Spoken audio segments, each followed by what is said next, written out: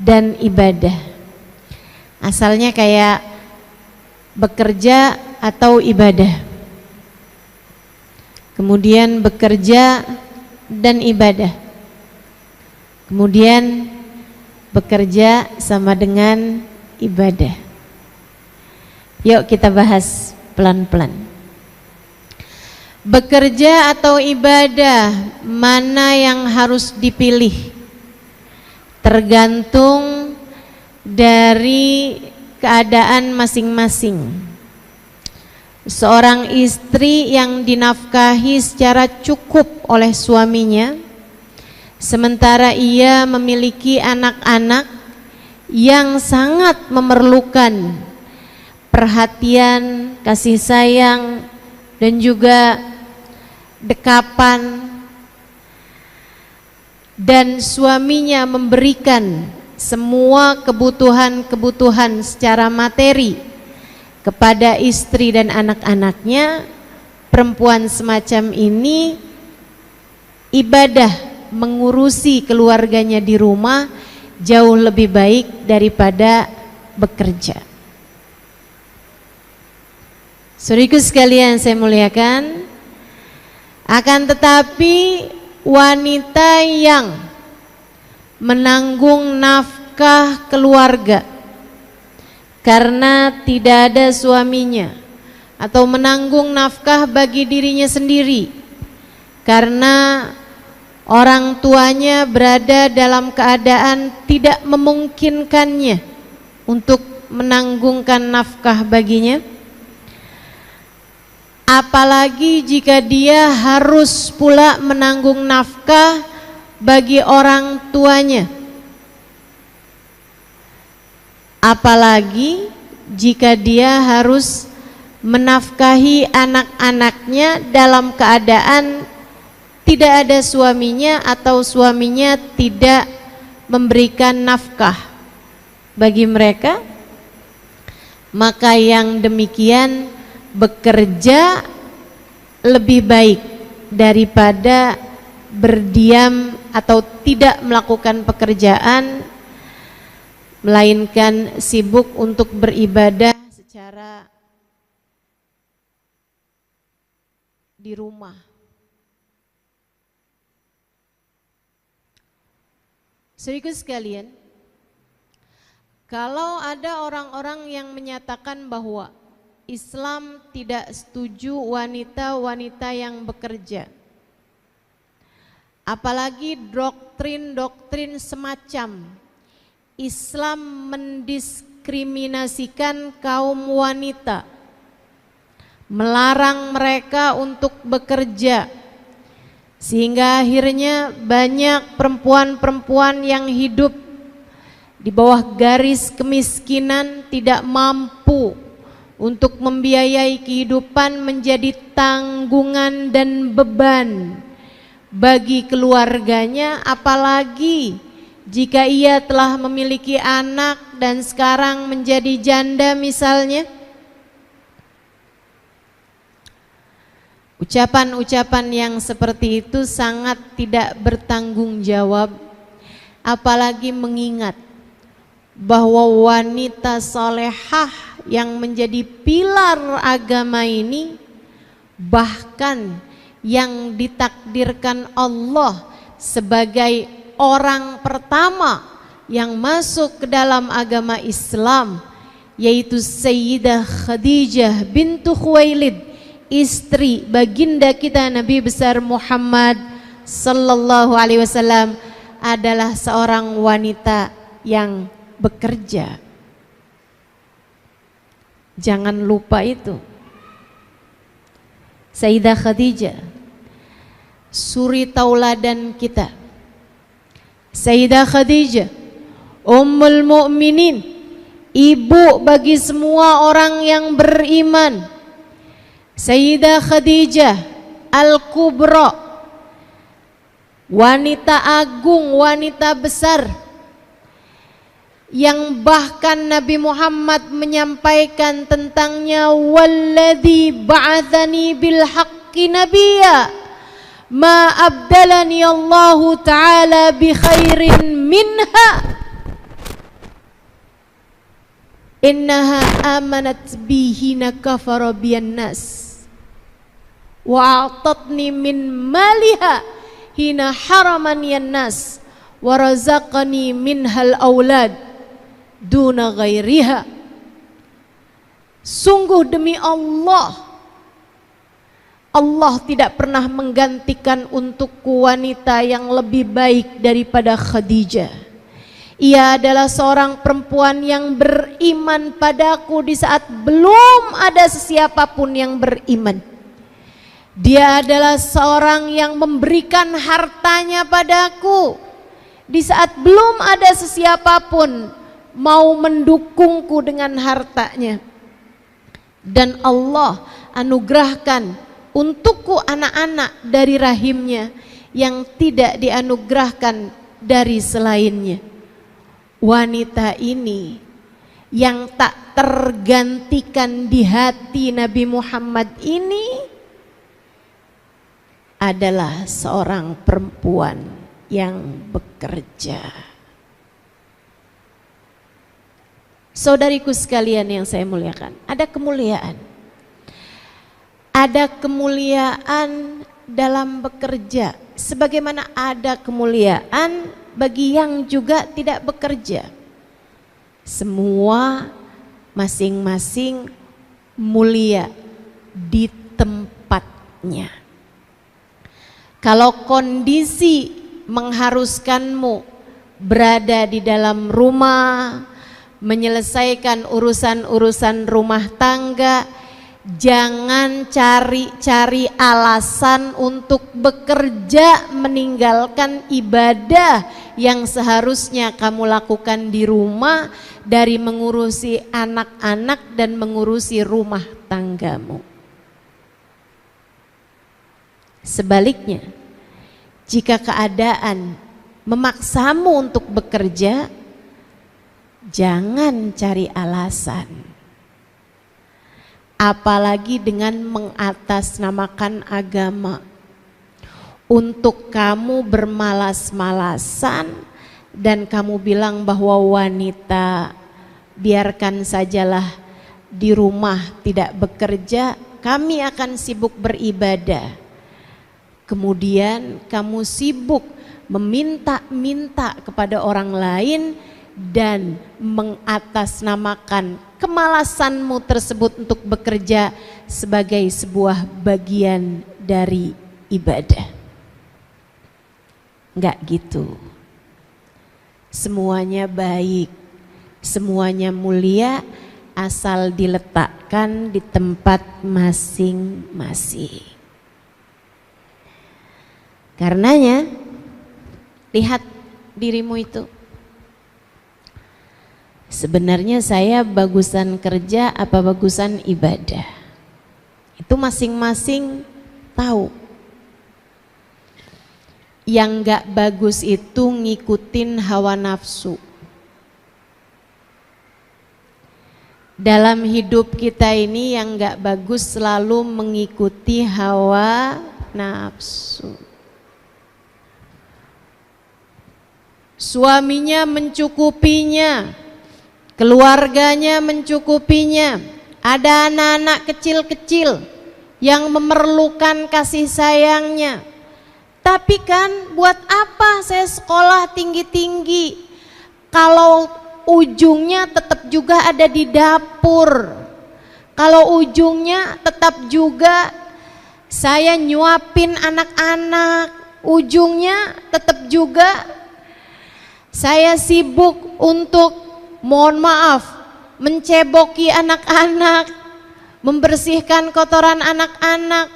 Lebih baik saya bekerja, saya meninggikan karir saya sudah sekolah tinggi-tinggi, untuk apa saya melakukan hal-hal rendah semacam ini? Bu, bukan rendah pekerjaannya, yang rendah adalah cara berpikirmu tentang hal itu. Kita punya gambaran tentang perempuan yang di rumah mengurusi keluarganya.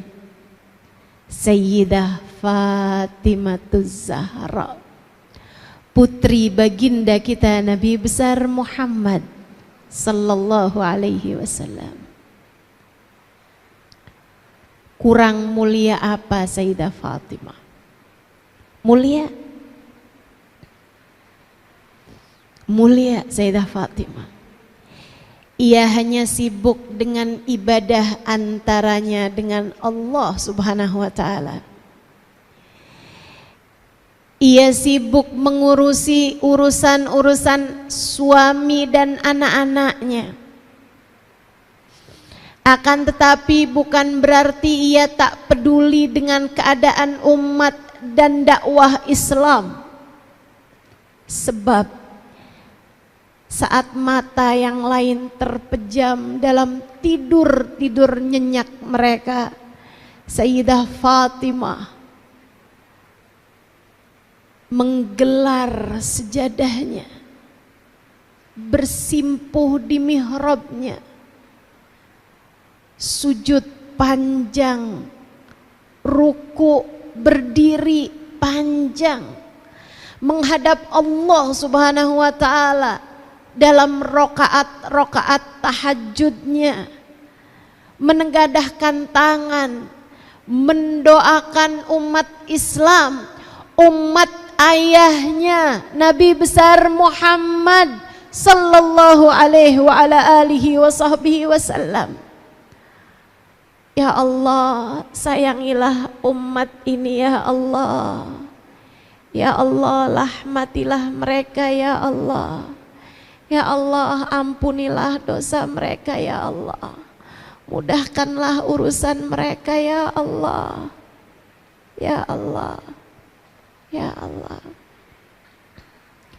Ada kemuliaan bagi wanita yang sibuk beribadah, ada kemuliaan bagi wanita yang sibuk bekerja jika keduanya tidak mengikuti hawa nafsu.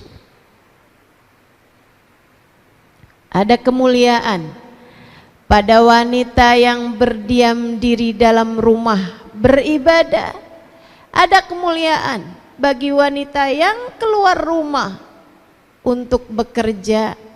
Yang tidak mulia adalah perempuan-perempuan yang menyibukkan diri untuk bermaksiat kepada Allah Tuhannya. Yang gak mulia adalah perempuan-perempuan yang sibuk menghias-hiasi dirinya untuk berusaha mendapatkan simpati dan empati dari lawan jenisnya, yang bahkan kadang-kadang gak peduli apakah laki-laki tersebut sudah beristri ataupun belum.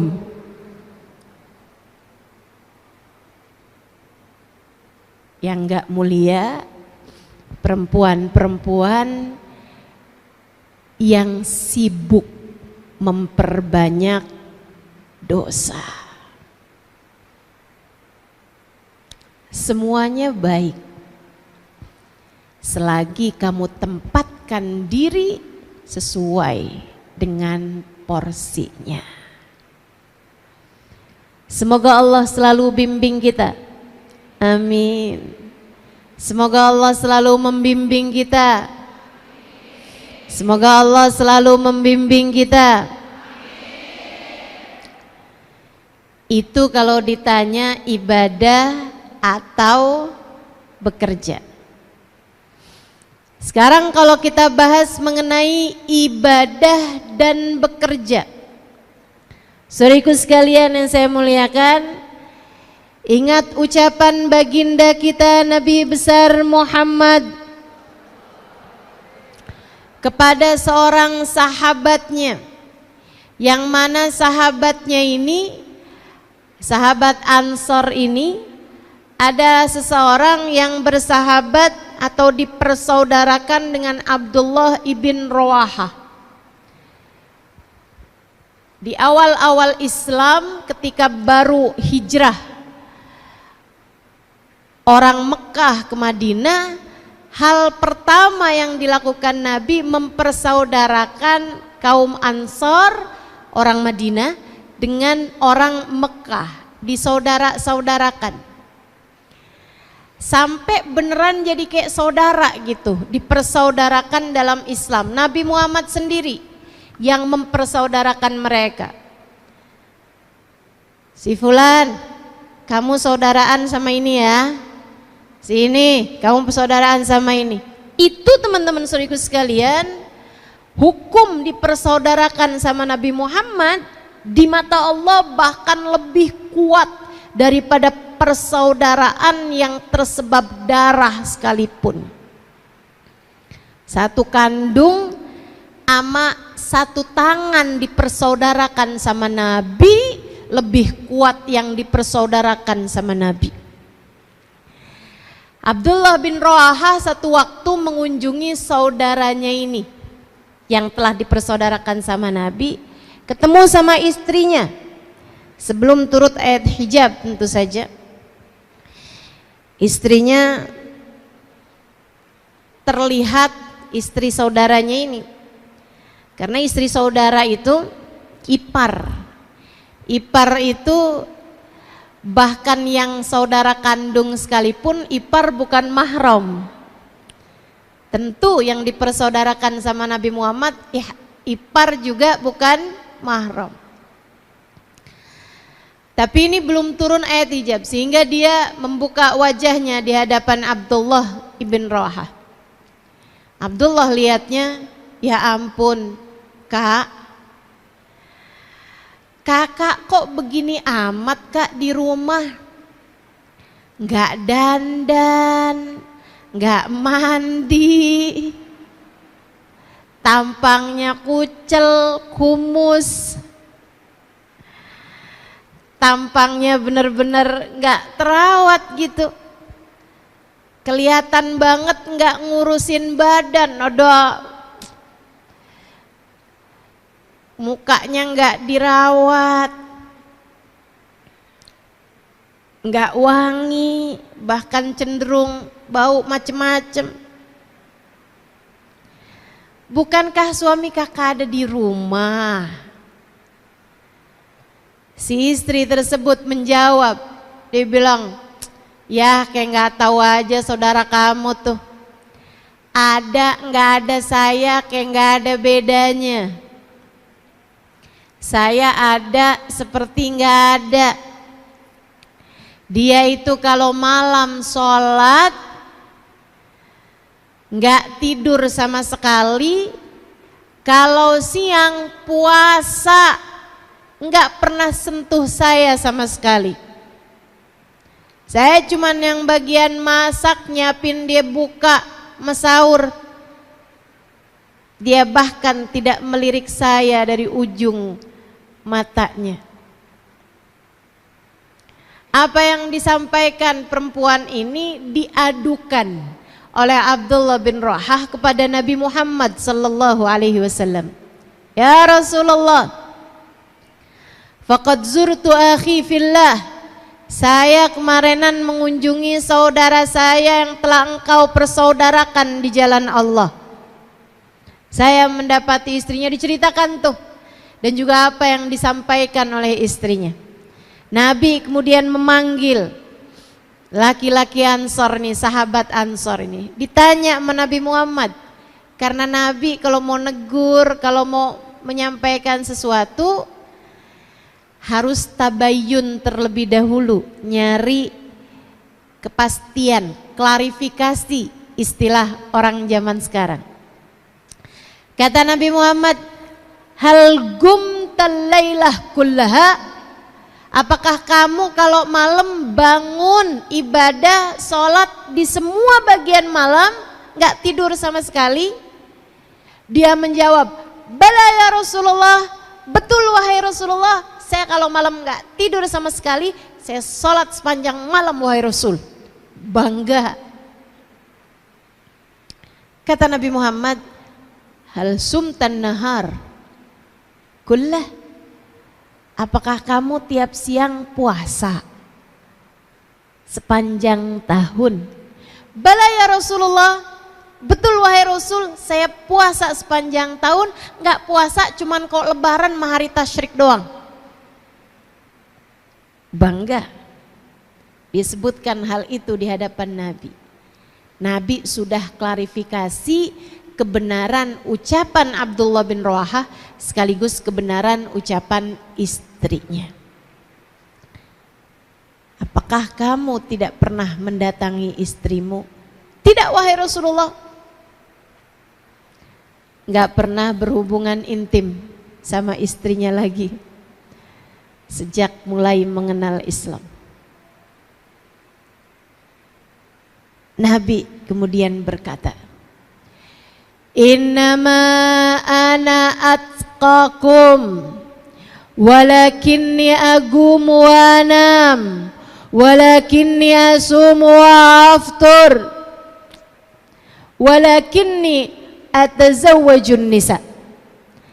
Kata Nabi, sesungguhnya saya adalah yang paling bertakwa di antara kalian. Artinya saya yang paling tahu jalan menuju surga, saya yang paling tahu jalan menuju Allah Subhanahu wa taala, saya yang paling ngerti beragama ini yang terbaik caranya kayak gimana. Walakinni agum wa anam, tapi saya di waktu malam ada tidurnya panjang bangunnya. Ada tidurnya, ada bangunnya kata Nabi. Ada tidurnya, ada sholatnya. Akan tetapi saya kata Nabi, ada hari-hari saya berpuasa, ada hari-hari saya nggak puasa. Akan tetapi saya kata Nabi Muhammad menikah dan berhubungan intim dengan istri saya. Laki-laki tersebut menyadari kesalahannya. Kemudian ia berkata, jadi bagaimana saya seharusnya wahai Rasul? Dengarkan ini. Kata Nabi Muhammad, carilah akhirat yang tidak membahayakan duniamu, carilah dunia yang tidak membahayakan akhiratmu. Silahkan kamu ibadah cari akhirat, tapi dunia jangan gak keurusan. Apalagi kalau kamu punya suami, punya anak-anak. Apalagi kalau kamu masih tinggal sama orang tua, masih tinggal sama saudara. Ada hak-hak mereka dalam diri kita yang harus kita penuhi.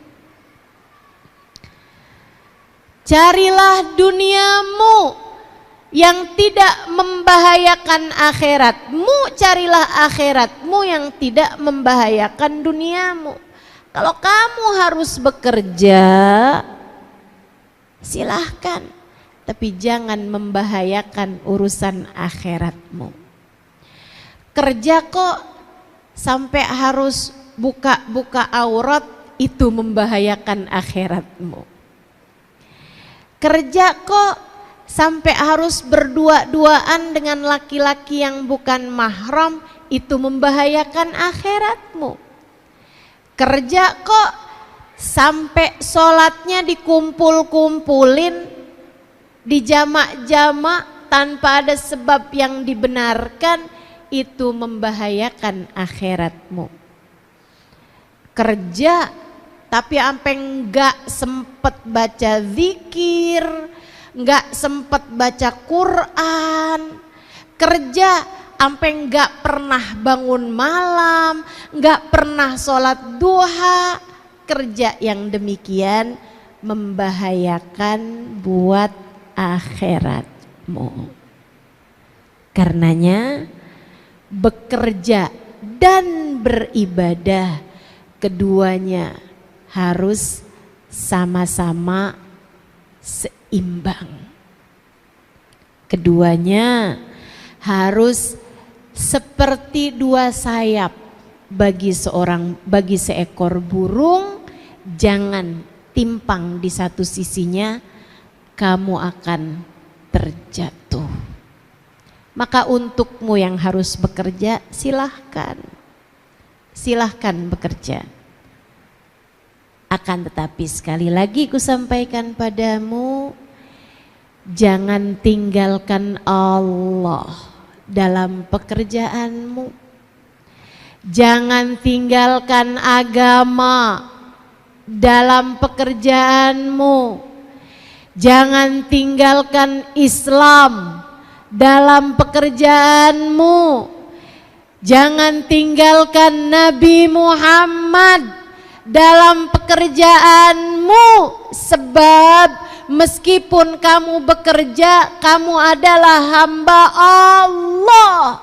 Hanya kepadanya kamu kembali, dan hanya dialah satu hakikatnya, sang pemberi rezeki.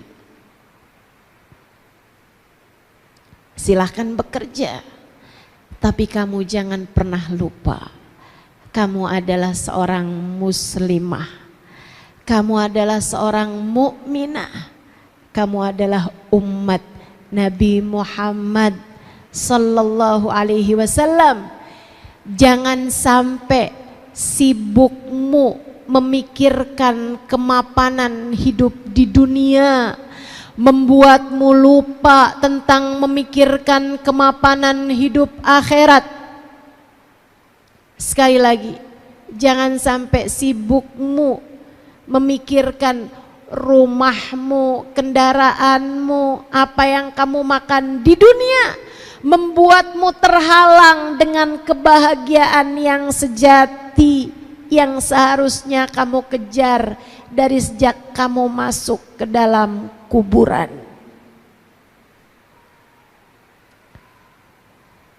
Jangan sampai sibuk mencari bahagia dunia membuatmu lupa dengan kebahagiaan panjang di akhirat nanti.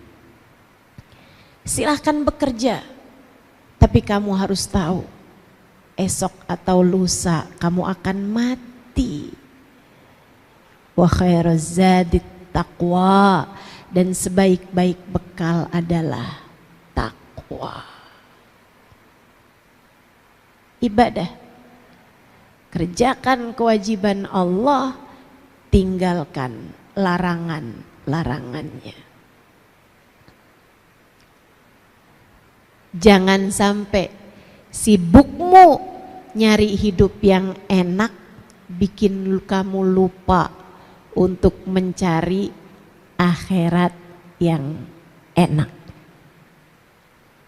Insya Allah. Bekerja dan ibadah. Sekarang yang terakhir, bekerja sama dengan ibadah. Ada 3 bagian kan tadi? Bekerja atau ibadah, kamu udah tahu masing-masing. Silahkan cari mana nih yang lebih tepat untuk saya. Bekerja dan ibadah, kamu harus tahu juga. Jangan sampai kerjamu bikin kamu lupa sama ibadah.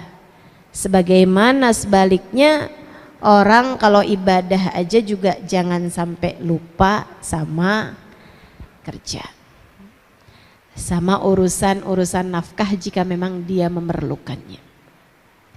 Saudaraku sekalian saya muliakan, yang terakhir saya akan sampaikan kepadamu mengenai, Ustaz aku udah terakhiran aja, kayaknya masih awal dah. Panjang, tenang. Yang terakhirnya nih panjang. Bekerja sama dengan ibadah. Dengarkan saya ingin mengajarkan padamu agar setiap lelahmu dalam bekerja bernilai pahala di sisinya. Saya akan sampaikan kepadamu cara, tips, trik bagaimana agar setiap kali kamu melakukan pekerjaanmu apa yang kamu lakukan tersebut bernilai ibadah di sisi Allah Subhanahu wa taala, menyibukkan tangan malaikat raqib untuk mencatat pahala-pahalamu meskipun kamu sedang dalam keadaan bekerja urusan duniamu. Saudara sekalian yang saya muliakan, kerja sama dengan ibadah dengan dua syarat. Yang pertama, harus benar niatnya, sebab innamal a'malu binniyat wa innama likulli imri'in ma nawa. Sesungguhnya segala sesuatu tergantung dari bagaimana niatnya, dan sesungguhnya setiap orang hanya akan diberi sesuai dengan niatnya. Faman kanat hijratuhu ilallahi wa rasulih fahijratuhu ilallahi wa rasulih. Siapa yang berangkat pergi hijrah dari Mekah ke Madinah, ibadah paling besar pada masa itu adalah pindah kewarganegaraan dari warga negara Mekah menjadi warga negara Madinah. Ninggalin rumah, ninggalin tetangga, ninggalin pekerjaan, ninggalin toko, ninggalin kaum kerabat yang tidak beriman, bahkan meninggalkan pasangan jika tidak seiman. Mereka tinggalkan kota-kota mereka Mekah, berangkat bergerak menuju Madinah. Ibadah apa yang lebih besar daripada itu, saudaraku sekalian? Akan tetapi meski ibadah sebesar itu, Nabi Muhammad menyampaikan, faman kanat hijratuhu ilallahi wa rasulih. Siapa yang tujuan hijrahnya pengen dapat pahala di sisi Allah, pengen bisa mengerjakan ibadah dengan tenang, sebab di Mekah nggak tenang ibadah. Ada pedang-pedang kaum kafir Quraisy yang sepertinya mengintai di balik tembok-tembok rumah mereka. Mereka meninggalkan Mekah ke Madinah mau nyari ketenangan ibadah. Faman kanat hijratuhu ilallah. Siapa yang hijrahnya karena Allah, ingin dekat dengan Allah, ingin mudah beribadah kepada Allah, ingin tenang hati dalam ibadah kepada Allah, ingin pahala di sisi Allah, ingin berjuang di jalan Allah, wa rasulih, hijrahnya karena Nabi Muhammad, karena ingin dekat dengan Nabi Muhammad. Nabi Muhammadnya hijrah, saya juga hijrah. Karena saya nggak sanggup tinggal di Mekah, tapi Nabi Muhammadnya tidak lagi berada di Mekah, maka saya memutuskan untuk hijrah ke Madinah. Karena cinta saya kepada Nabi Muhammad, karena keinginan saya untuk dekat dengan Nabi Muhammad, karena saya ingin berjuang dalam barisan Nabi Muhammad, karena saya akan terus menjadi tentara-tentara Nabi Muhammad. Faman kanat hijratuhu ilallahi wa rasulih.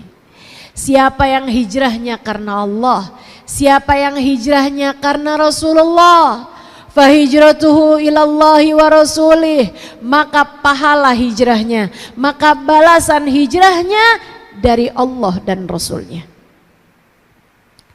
Ada pahala dari Allah, ada kedekatan dengan Allah, ada cinta Allah, ada rahmat Allah, ada kebahagiaan akhirat Allah siapkan bagi mereka, ada surga sebagai balasan bagi mereka. Wa rasuli, hijrahnya untuk Rasulullah, maka ada balasan kedekatan dengan Rasulullah, ada balasan cinta dari Rasulullah, ada balasan kebersamaan kelak dengan Rasulullah, dunia sampai akhirat. Sebaliknya, faman kanat hijratuhu lid-dunya yusibuha, siapa yang hijrahnya melulu kepengen dapat dunia, hijrahnya nggak ada Allah-Allahnya, nggak ada Rasulullah-Rasulullahnya. Ngapain kamu ikutan berangkat nih? Orang-orang pada sibuk berangkat dari Mekah ke Madinah, kamu ikutan? Iya nih, kerja di Mekah nggak hasil-hasil, bangkrut mulu. Siapa tahu dah kalau dagang di Madinah nih, siapa tahu kurang banyak saingan, mudah-mudahan nih laku. Saya waktu di Mekah nih nggak pernah sempet punya rumah, harga tanahnya mahal. Kali-kali dah kalau ikutan berangkat hijrah ke Madinah, ntar Nabi Muhammad boleh kali nyariin saya rumah. Nabi Muhammad boleh kali nyariin saya tanah. Dia pengen dapat dunia, dia tidak memikirkan tentang urusan akhirat, dia tidak memikirkan tentang urusan antara dia dengan Allah ataupun pengorbanan yang dia dapat lakukan untuk Rasulullah. Melulu urusannya duit, melulu urusannya cuan, melulu urusannya keuntungan duniawi. Hati-hati adik-adik, kamu mungkin untuk terjerumus kepada hal ini. Siapa yang hijrahnya hanya karena dunia, sama halnya dengan siapa yang kerjanya hanya karena kepengen dunia aja. Au imra'atin yang kihuha, atau dia hijrah karena kepengen bersama dengan perempuan yang ingin dia nikahi. Dia hijrah ke Madinah jauh-jauh dengan segala kelelahannya, bukan karena ingin bersama dengan Nabi Muhammad, melainkan karena ia ingin bersama dengan perempuan yang sedang dia taksir, namanya Ummu Gais. Fahijratuhu ila ma hajara ilaih. Kata Nabi, balasan hijrahnya, pahala hijrahnya hanya mendapatkan apa yang menjadi niatnya tersebut. Pengen dapat dunia, ya cuman dapat dunia aja, itu juga kalau dapat. Pengen dapat jodoh, ya udah balasannya cuman dapat jodoh aja, itu juga kalau dapat. Kalau nggak dapat, lalu walaleh, nggak dunia nggak akhirat, nggak ada yang dia dapat. Percuma, sia-sia. Maka saudariku, untukmu yang bekerja, jangan sampai apa yang kamu lakukan di banyak tahun umur dalam hidupmu di dunia ini menjadi sesuatu yang sia-sia. Sebab kamu tidak sedang menjalani masa hidup percobaan. Sebab kamu tidak punya umur cadangan.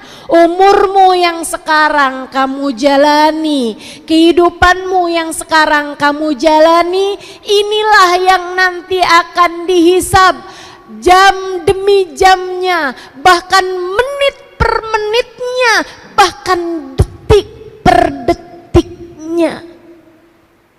Pastikan tak ada yang sia-sia. Pastikan tak ada yang sia-sia. benahilah niatmu. Benerin niatmu teman-teman, benerin niatmu. Kamu bangun pagi bersegera untuk bekerja. Ada yang naik kereta, ada yang naik bis, ada yang naik sepeda motor, ada yang mungkin naik mobil. Kamu sibuk, berapa jam dari waktumu yang kamu gunakan untuk bekerja? Dan alangkah sedihnya jika saat kamu menghadap Allah Subhanahu wa Ta'ala, kamu ternyata tidak membawa bekal yang cukup untuk menghadap kepadanya. Karena begitu panjang waktumu untuk bekerja yang tidak bernilai ibadah. Jangan sampai kamu jadi kayak begitu. Sebab kalau kamu jadi yang kayak begitu, maaf ya, ini kerjaan bukan cuma untuk kerja orang yang kerjanya di perusahaan-perusahaan seperti dirimu ini. Tapi semua pekerjaan, mohon maaf, bahkan yang menjadi guru, bahkan yang bekerja menjadi ustazah di pesantren-pesantren, bahkan yang membangun pondok pesantren sekalipun, jika tujuannya bukan Allah dan Rasulnya, bersiaplah untuk kecewa. Bahkan yang kerjanya seperti saya misalnya, pegang mic di hadapanmu seperti ini, jika tujuanmu bukan Allah dan Rasulnya, apapun yang kamu kerjakan, bersiaplah untuk kecewa.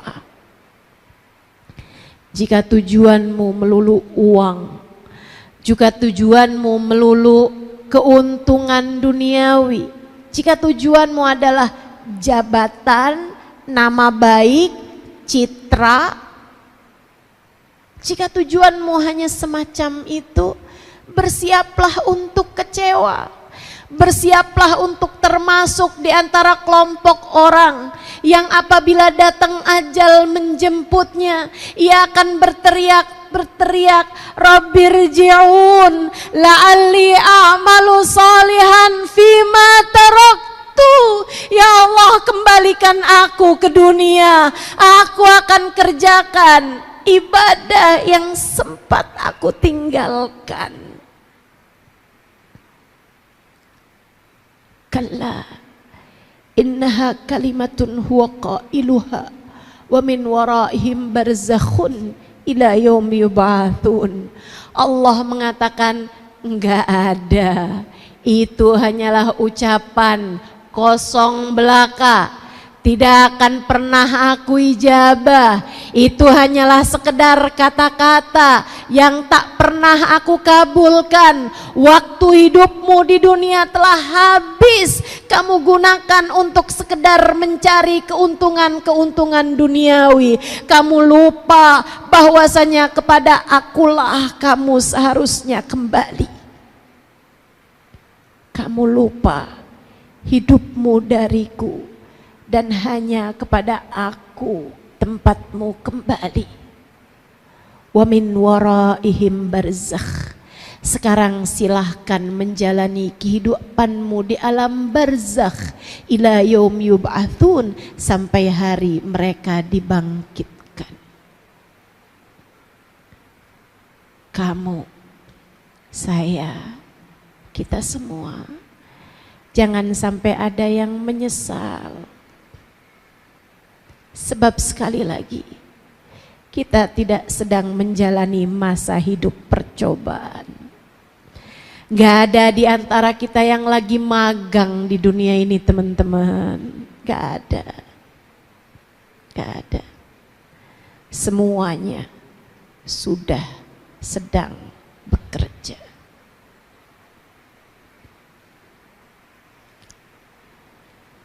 Niatnya benerin. Niatnya benerin. Niatnya buat apa, Ustazah? 1, niat nyari rezeki yang halal.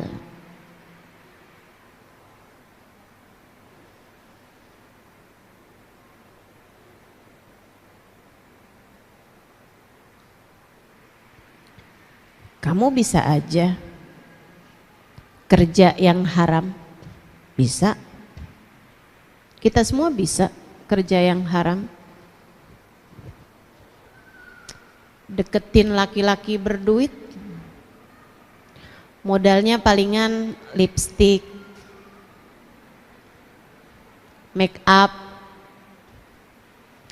baju seksi, murah modalnya.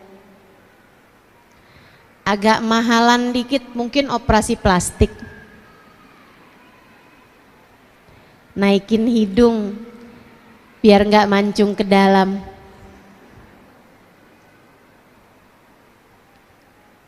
Tapi kamu tidak memilih itu. Kenapa?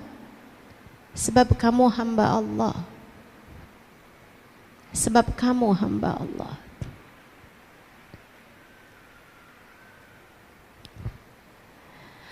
Atyab ma ya'kuluhul insan min kasbiyadih. Kata Nabi Muhammad alaihi wasallam, rezeki paling halal adalah dari apa yang diperbuat oleh tanganmu. Hasil kerjamu, upah dari pekerjaanmu, bayaran atas apa yang telah kamu lakukan dengan tanganmu. Atyab ma ya'kuluhul insan min kasbiyadih. Niatmu mencari rizki yang halal. Wabtaghu indallahir rizqa.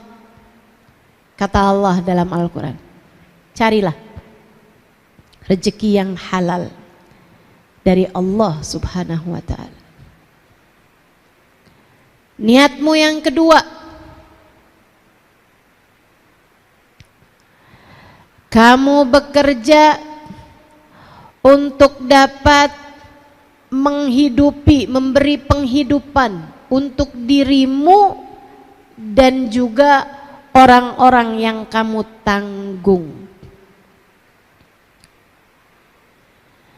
Menafkahi dirimu dengan rizki yang halal membuatmu terhormat, teman-teman. Sebab Islam tidak pernah merestui pengemis. Islam tidak pernah menyukai orang yang minta-minta. Itu adalah sehina-hina apa yang dapat dikerjakan oleh seseorang. Sampai Nabi Muhammad bilang, kalau ada orang naik kuda, kuda itu binatang paling mewah. Kalau ibarat sekarang kalau ada orang naik Mercy, kemudian turun dari Mercy-nya dan minta kepadamu, kasih.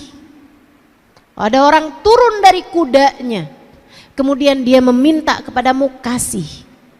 Kenapa gitu Rasul? Sebab ia telah menghinakan dirinya dengan meminta-minta.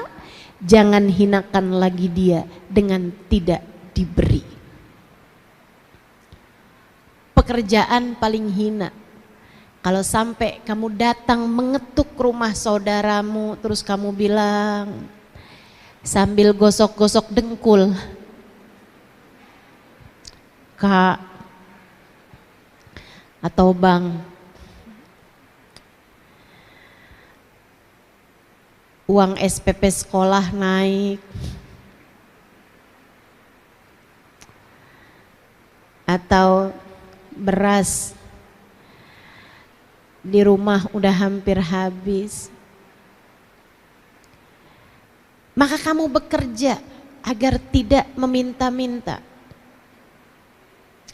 Kamu niat untuk itu, niat menjadi afif, niat menjadi aziz, Niat menjadi seorang yang memiliki harga diri, sebab meminta-minta adalah sehina-hina pekerjaan, sebab meminta-minta adalah pekerjaan seseorang yang tidak punya harga diri. Nabi satu waktu melihat seseorang minta-minta di masjid. Panggil Nabi Muhammad, Ta'al, Ta'al. Kamu punya apa di rumah? Gak punya apa-apa saya Rasul, beneran saya gak punya apa-apa. Makanya saya minta-minta Rasul, karena saya gak punya apa-apa di rumah Rasul.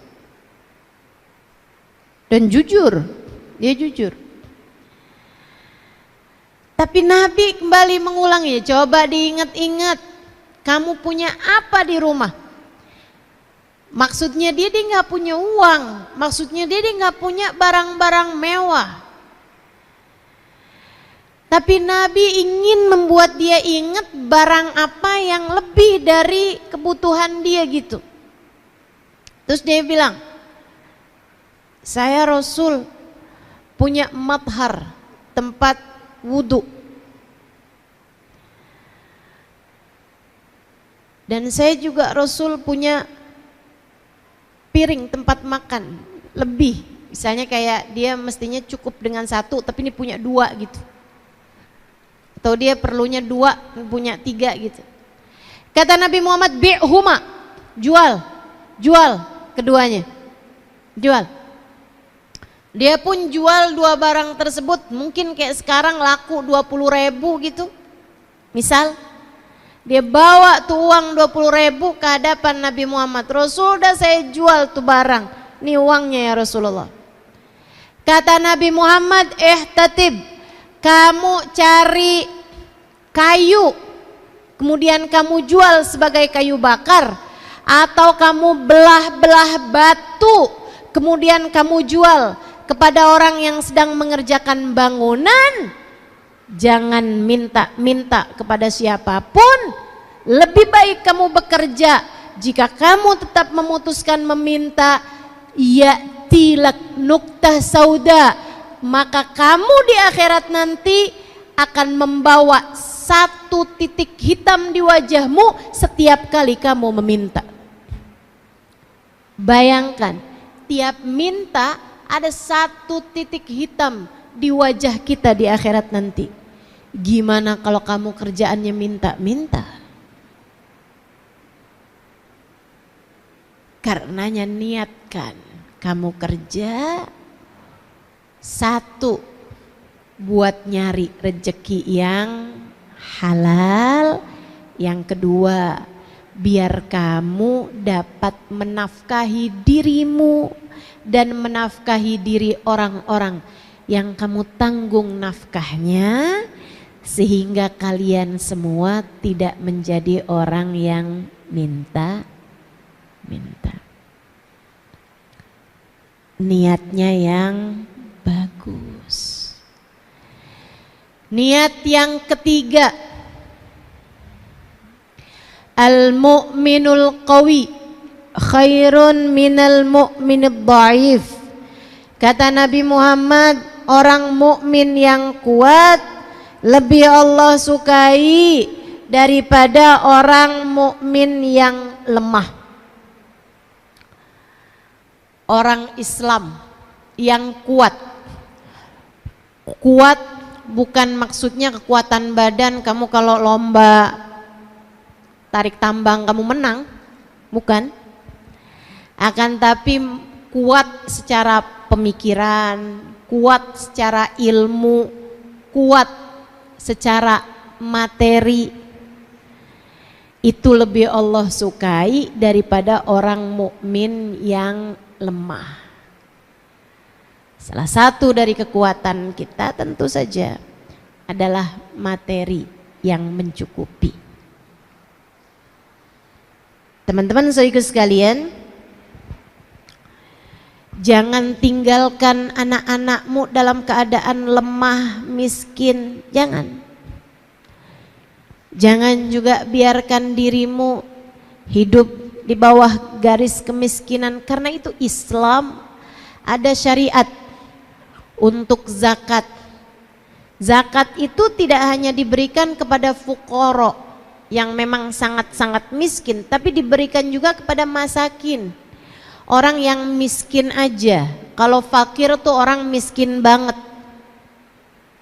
Itu dua-duanya harus sama-sama diberi. Kalau orang yang miskin banget dikasih zakat, tujuannya biar dia naik jadi miskin aja, enggak miskin banget. Kalau orang miskin aja tetap dikasih zakat, tujuannya biar apa?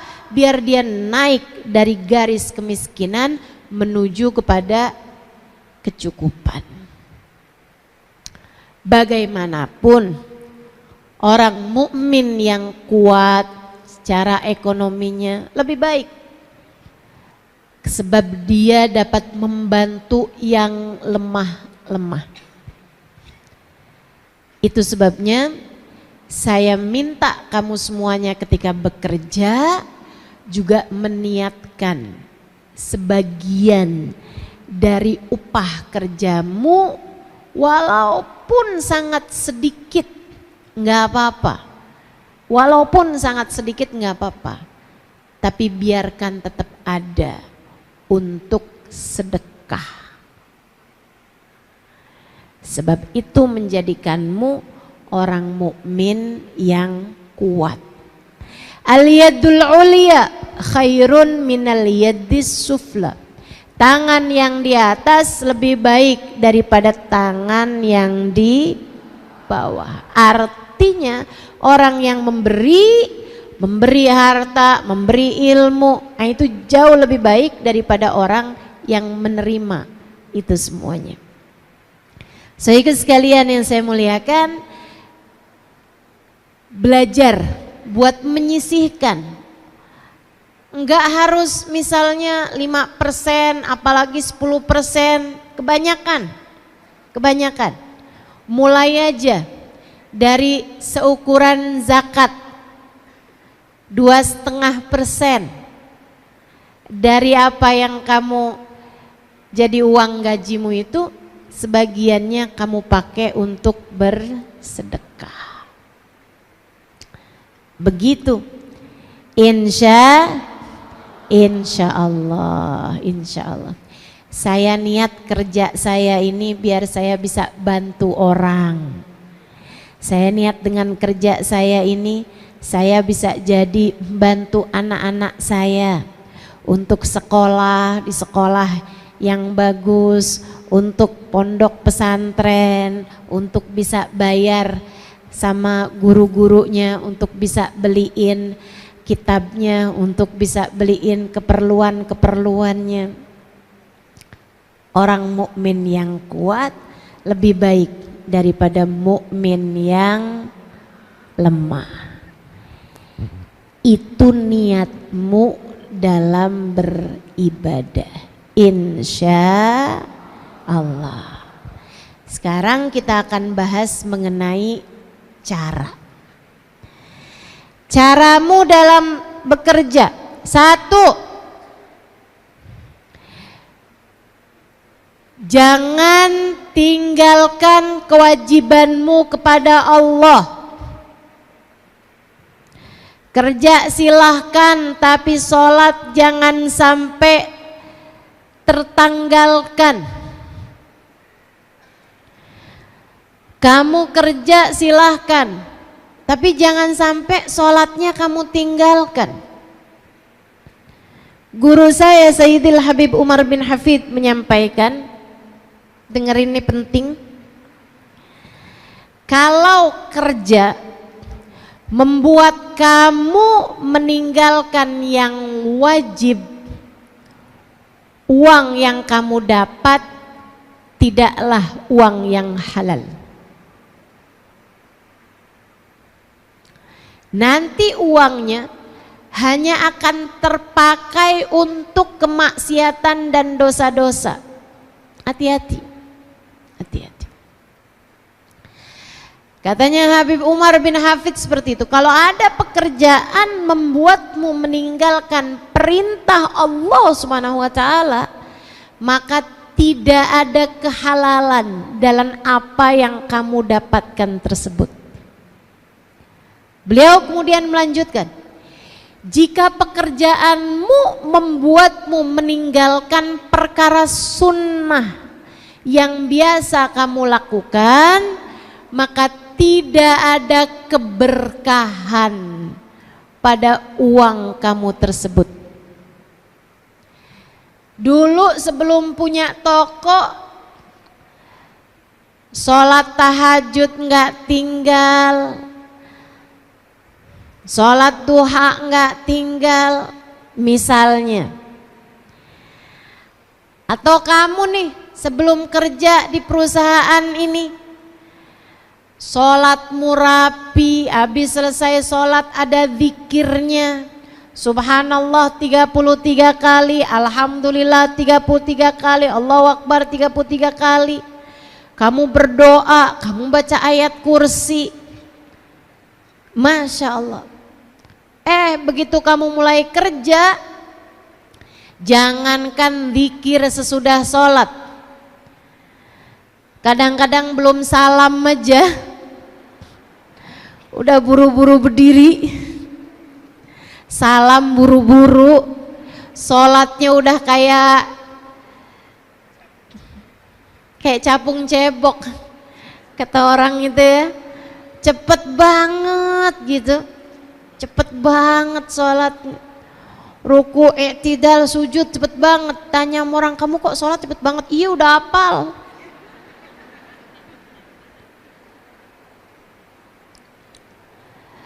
Kamu begitu takut sama bos duniamu hingga kamu melupakan bos yang sesungguhnya. Kamu begitu takut dengan atasanmu di dunia hingga kamu lupa kepada atasanmu yang sesungguhnya. Kamu begitu takut sama pemilik perusahaanmu. Kamu takut diberhentikan dari pekerjaan, membuatmu tidak takut diberhentikan, diusir dari rahmat pemilik dunia dan seisinya. Hati-hati, hati-hati.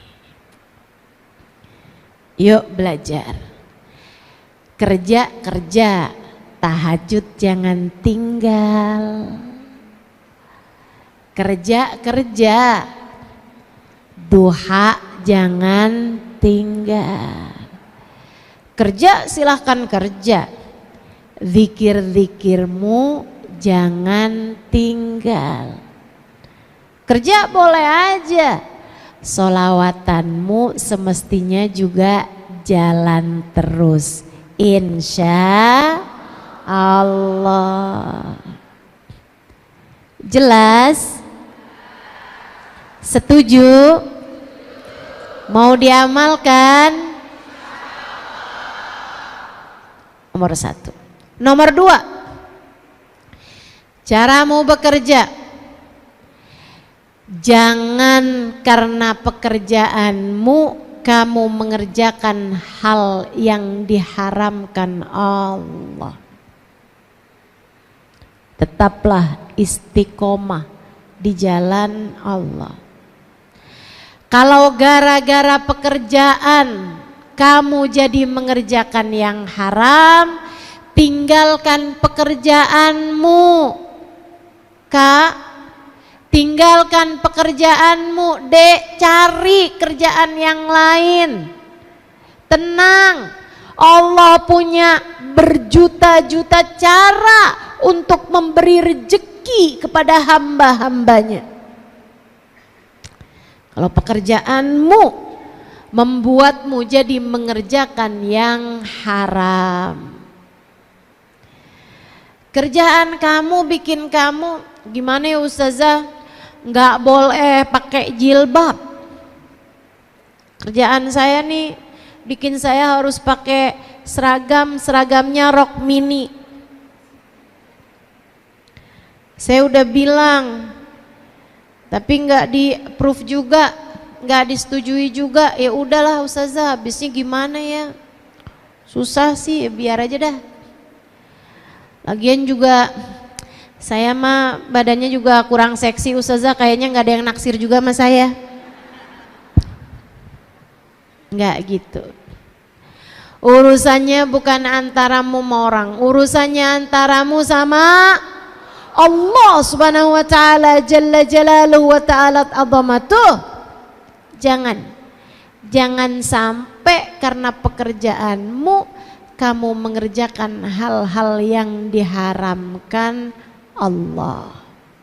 Jangan. Ustazah, saya ini kan bagian pembukuan. Itu sering banget dah Ustazah diminta buat nulisin anggaran yang sebenarnya nggak ada, fiktif gitu Ustazah. Gimana ya Ustazah? Kalau nggak nurut ntar saya dikeluarin. Kalau saya nurut kan haram ya Ustazah. Itu nanti biasanya Ustazah saya tuh juga dikasih bonus. Sayang nggak sih sama bonusnya? Jangan tertarik sama yang haram. Ketika Allah melihat dirimu tertarik pada yang haram, Allah akan mencabut darimu keberkahan dari yang halal. Allah akan mencabut darimu kenikmatan dari yang halal. Jangan teman-teman, jangan tertarik sama yang haram. Jangan tertarik sama yang haram. Yuk jagain, yuk hati-hati. Yang benar kerjanya, yang benar. Cukup aturan Allah harus di atas aturan siapapun. Aturan Allah harus di atas aturan siapapun. Saya mau cerita nih. Ada ceritanya orang yang kerja di bar. Namanya apa tuh? Yang ya bartender. Yang ngeracik-ngeracik minuman haram ya. Minuman beralkohol, diracik-racik.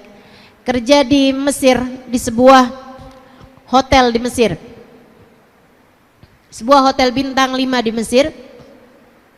Ada barnya. Dia kerja di situ. Dia sholat. Dan dia bahkan nggak minum. Minuman keras tersebut dia nggak minum.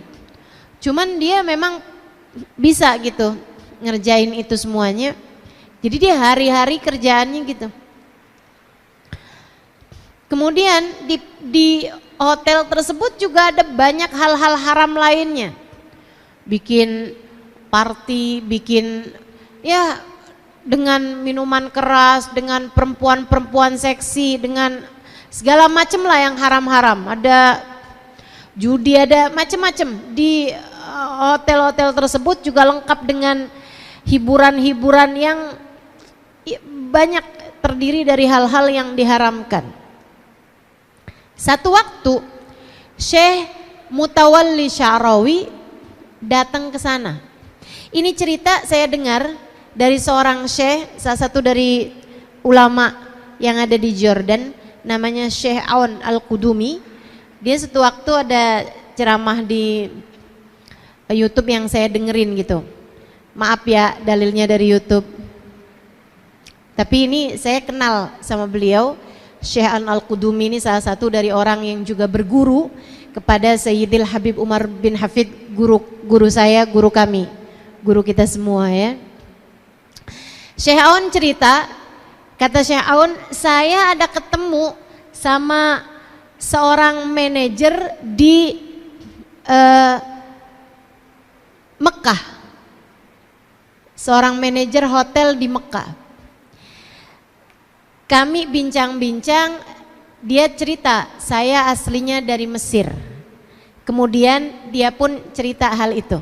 Dia bilang, Saya waktu itu kerja jadi manajer di sebuah hotel bintang 5 di Mesir.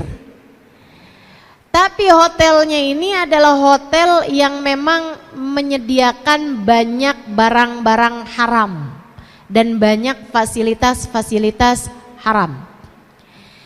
Termasuk diantaranya ada bar yang sangat besar dan sangat diminati orang. Bartendernya itu orang yang cukup benar menjalankan ibadah, dia sholat, dia sholawatan gitu. Dia bilang, dan dia juga cinta sama ulama, bartendernya nih. Satu waktu hotel kami kedatangan Syekh Mutawalli Sya'rawi, salah satu ulama terkemuka pada zamannya, ahli tafsir yang saya sering dengerin kajian tafsir beliau. Beliau sekarang sudah meninggal dunia. Tapi masih banyak tuh kajian-kajian beliau yang juga di-upload di YouTube ya. Sehingga sering saya dengarkan, seorang dengan ilmu, kapasitas keilmuan yang luar biasa. Salah satu dari kawan, salah satu orang-orang yang juga dekat dengan guru kami Al-Habib Umar bin Hafiz. Syekh Sya'rawi datang ke hotel tersebut. Waktu beliau mau keluar dari hotel, dia disamperin, didatengin oleh bartender tadi nih. Dia bilang, Syekh, maafkan saya Syekh, saya mau bertanya kepadamu satu pertanyaan yang sangat penting, mengganjal diri kami. Apa kata Syekhnya? Silahkan tanya. Dia bilang, saat itu saya ada di situ juga. Karena saya penasaran, saya pun mendekat. Dia bilang, Syekh, bukankah rezeki itu dijamin sama Allah? Tapi saya ini Syekh, sekarang ini kerja jadi orang yang meracik minuman keras. Saya jadi ngerjain barang-barang haram nih Syekh. Kan rezeki kan udah ada jaminannya ya Syekh. Tapi saya kerjaan ini kerja yang haram kayak gini gimana nih Syekh? Syekh kemudian bilang, kamu itu kalau mau datengin jawab syarat, kamu harus kerjakan dulu syaratnya. Kalau kamu mau dapat sesuatu yang ada syaratnya, ya kamu harus penuhi dulu persyaratannya. Allah bilang dalam Al-Quran, yarzuqhu min haitsu la yahtasib. Allah akan kasih orang yang beriman dari rizki yang dia tidak sangka-sangka. Allah kasih rezeki kepada orang mukmin bahkan dari arah yang tidak disangka-sangka. Tapi ada syaratnya. Apa syaratnya Syekh? Ayatnya kan ada depannya tuh kata Syekhnya. Man yattaqillah yaj'al lahu makhraja wa yarzuqhu min haitsu la yahtasib. Siapa yang bertakwa kepada Allah, maka Allah akan beri kepadanya jalan keluar dalam setiap permasalahan dan akan diberi oleh Allah Subhanahu wa taala rezeki bahkan dari arah yang tidak dia sangka-sangka. Kamu kalau kepengen dikasih rezeki sama Allah, kamu kalau kepengen setiap permasalahanmu dikasih jalan keluar, maka kamu harus penuhi persyaratannya yang di depan itu, yaitu jadilah bertakwa, tinggalkan yang haram, jalanin yang diperintahkan. Kerjakan semua yang diperintahkan Allah, tinggalkan yang haram. Jadi saya harus tinggalkan pekerjaan saya ya Syekh. Syekhnya senyum kemudian jalan. Malam itu juga si bartender resign, keluar dari pekerjaannya. Katanya si manajer tadi itu, saya nih iman saya nggak kuat. Saya udah dikasih dengar keterangan itu dari Syekh Mutawalli Sya'rawi, dari Syekh Sya'rawi, Tapi saya nih katanya hati saya belum kuat juga ngerjainnya. Jadi akhirnya saya kemudian tungguin. Dia bilang, saya tungguin aja. Saya tungguin sampai saya juga nggak enak hati gitu juga. Akhirnya saya mulain tuh lamar-lamar pekerjaan-pekerjaan, nggak ada yang hasil. Dia bilang 3 bulan kemudian bartender temen saya itu, dia bilang datang ke hotel dengan bawa mobil. Saya tanya sama dia, itu mobil siapa, mobil atasan kamu? Dia bilang enggak, mobil saya. Dia bilang sesudah saya kerjakan apa yang Syekh Sya'rawi sampaikan, Allah gantikan pekerjaan haram saya dengan pekerjaan halal yang jauh lebih berkah, sampai saya akhirnya bisa kebeli mobil. 3 bulan aja. Dia bilang hari itu juga saya resign dari pekerjaan saya, baru sesudah itu saya lamar-lamar pekerjaan. Subhanallah, saya dapatnya hotel yang tepat berada di depan Masjidil Haram, sehingga memungkinkan saya untuk berulang-ulang kali berangkat menuju kepada umroh ataupun sholat di Masjidil Haram. Masya Allah. Jadi teman-teman saya sekalian, kerjakan perintah Allah. Yang pertama itu kan ya, jangan sampai pekerjaan membuatmu meninggalkan perintah Allah. Kemudian jalani itu tadi, tinggalkan apa yang diharamkan oleh Allah Subhanahu wa taala. Yang keduanya, kemudian yang terakhirnya, tetaplah berada dalam jalan cinta. Tetaplah sayangi umat Islam, bekerjalah dengan sepenuh cinta, bekerjalah dengan sepenuh cinta. Jangan sampai kamu celakain orang, jangan sampai kamu nggak senang sama si ini, jangan sampai kamu kemudian hasut sama si fulan karena dia kerjaannya lebih bagus darimu dan seterusnya. Hal-hal yang semacam itu dapat menjadikan pekerjaan yang semestinya kamu dapat dengan cara yang berkah, uangmu berkah, bernilai ibadah pekerjaanmu, akhirnya jadi menggugurkan apa yang sudah, pahala yang sudah kamu dapatkan karena kamu nggak sayang sama teman-teman kamu yang dalam pekerjaan, atau membuatmu jadi kehilangan kasih sayang kepada orang-orang yang ada di sekitarmu. Kalau kamu punya anak, jangan sampai pekerjaanmu membuatmu kehilangan kasih sayang kepada anak-anakmu. Kalau kamu punya suami, jangan sampai pekerjaanmu membuatmu kehilangan kasih sayang kepada suamimu. Kalau kamu masih pada punya orang tua, jangan sampai pekerjaanmu membuatmu kehilangan kasih sayang kepada orang tuamu. Tetaplah berada dalam jalan cinta.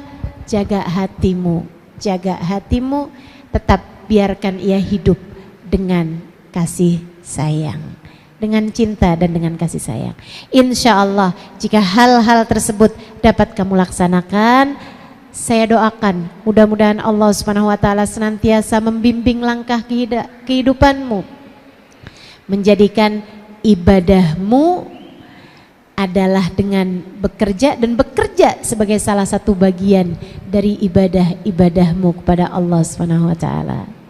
Bekerjamu bernilai ibadah dan ibadahmu diterima oleh Allah Subhanahu wa taala dan dijadikan salah satunya adalah lewat bekerja. Rabbana zalamna anfusana wa illam taghfir lana wa tarhamna lanakunanna minal khasirin. Rabbana atina fid dunya hasanah wa fil akhirati hasanah wa qina adzabannar bifadli subhana rabbika rabbil izzati amma yasifun wa salamun alal mursalin walhamdulillahi rabbil alamin. Semoga senantiasa berkah, semoga senantiasa dalam rahmat ridha Allah Subhanahu wa taala. Ala hadhihi niyah wa bikulli niyatin salihah. Semoga apa yang sudah saya sampaikan menjadi ilmu yang bermanfaat. Wal afu minkum. Wassalamualaikum warahmatullahi